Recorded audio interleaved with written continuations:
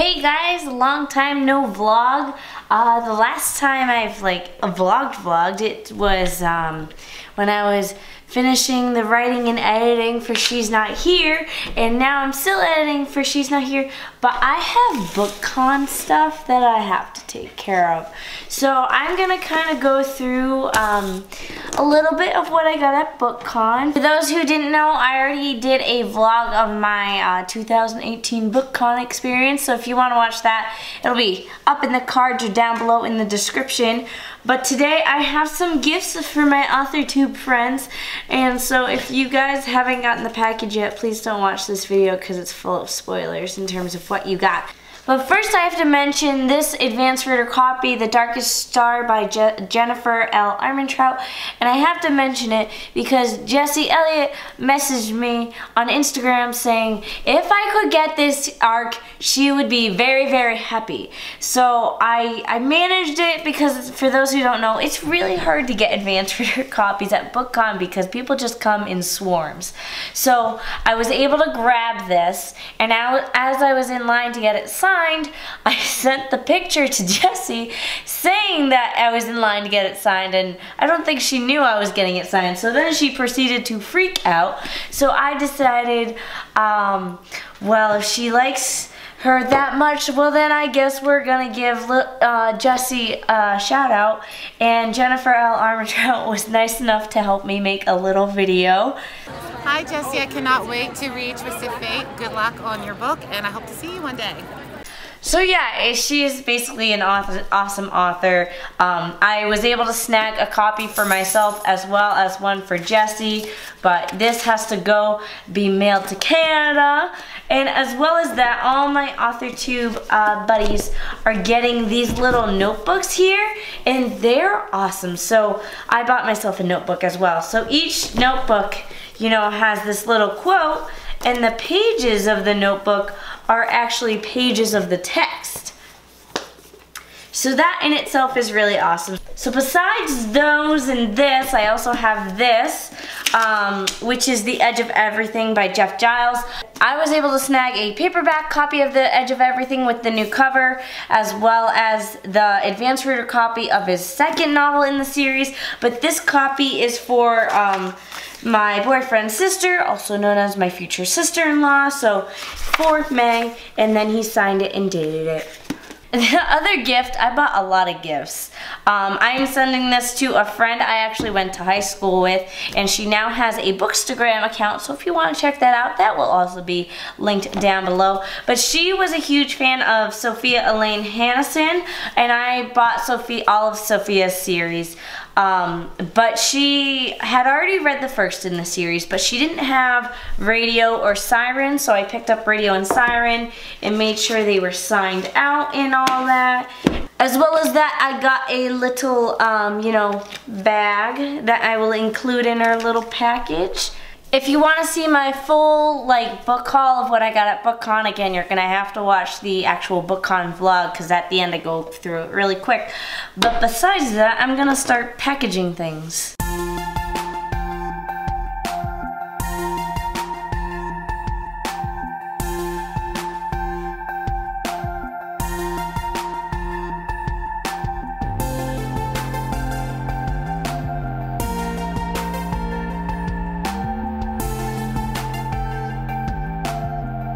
So part 2 of this vlog is answering the story idea writing tag. It was formed by Brooke Passmore and Bethany Atazadeh. I don't even know if that's how you say your last name, so I apologize if I screwed that up. But they collabed and did this story idea writing tag, and I was tagged by the lovely Kim Chance. So I'm just gonna go ahead and start answering. So question 1, current story. What is your current story idea that you're working on right now? So I am actually, as we speak, this is the manuscript for She's Not Here. I'm going through beta reader feedback. It's the story of a woman who becomes so desperate to cure Alzheimer's that she is a-okay with ruining someone else's life and health. Question 2, spark of inspiration. Do your ideas begin with characters, plot, world building, or something else entirely? So Essence started with a location. I Am Mercy started with a concept, and She's Not Here started with a concept as well, and then it turned into a character who took over the concept and made its own story. Question 3, brainstorm. How do you puzzle piece your story elements together? Do you start with the ending and make your way to the beginning, or vice versa? I almost never know how the ending is going to happen, which is always the scariest process when I'm writing, because I have no idea what I'm doing. And then I realize the ending has to come at some point, and I don't know what the ending is. And don't mind Moon, as he's just walking through. I guess the answer is that I don't know how I do it. I just eventually get there, because it's always difficult to get there. But then once I'm there, I'm like, oh, thank God. Question 4, keep or toss. How do you know when you want to keep or dump a story idea? So I very rarely dumped a story idea. I think I have like 2 books that I started writing, and then I was just like, not feeling it anymore. And that's usually how I decide I'm gonna toss a story idea. And it's not really toss, it's more like put it to the side to write another story that I have more passion about. 5, original ideas. How much of your original idea for your story is actually used once everything is finished? So if we're talking about She's Not Here, the only part that is similar to the first draft is the fact that the concept of finding this cure to Alzheimer's. Besides that, almost everything else is different. Oh, and the fact that one of the characters who was a main character in the first draft, who is now a side character on the second draft, she has this little stuffed dog that she thinks is a real dog. But besides that, everything else is almost completely different. 6, hide or share. Do you share your book ideas with friends or keep them a secret? I tend to hide it until it's significantly into the novel, because I feel like I can't start talking about a novel until I know for a fact that I'm gonna finish it. So my 2 novels that I started writing and then abandoned, I don't think anyone knows even what they're about, just because I tend to keep secret about it until I know for sure it's gonna happen, because I would hate for people to be like, oh my god, I can't wait to read it, and then I'm like, not gonna happen. 7, dream. Do you have any of your book ideas originated with a dream or a nightmare? No, actually, I've never had that. I don't really, I used to have a lot of dreams, and now I don't have dreams as much anymore. And I'm kind of bummed about that. And usually the dreams I do have are pretty freaky, so I try to push them out of my head as fast as possible. 8, doppelganger. Have you ever had an idea for a story but then seen a similar premise in a book, TV show, or movie? I've never had that, and I'm very happy about that, because I think I would be very bummed if I did. I've seen stuff that's kind of got one element that's the same, but the other elements are different, so that's good. But besides that, I haven't had any issues. Big screen inspiration. Have any of your favorite movies or TV shows sparked ideas for scenes in your book? See, I'm not a huge movie person. The movies that I like most are the movies that were books and then they turned into movies. In which case that would be Still Alice by Lisa Genova, which is now a movie.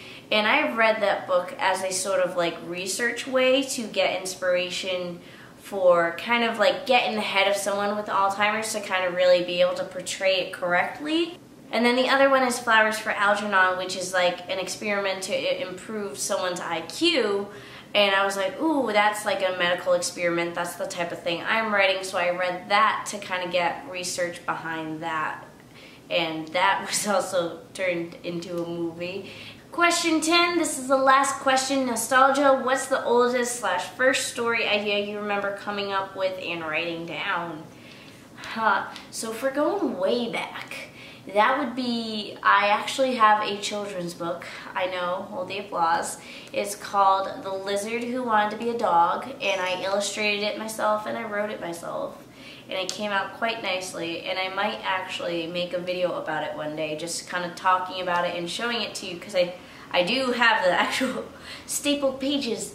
So that would be the first story, but otherwise, the first story would actually be Essence, because up until Essence, I had no desire to write, and I wrote Essence, and I was just really stubborn about it, and I rewrote it until it was fit for publication. So yeah, that was it for today's video.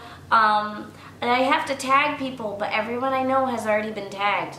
Everyone I can think of off the top of my head has already been tagged, or don't really like do a whole lot of tag videos. So I'm gonna tag everyone who's watching.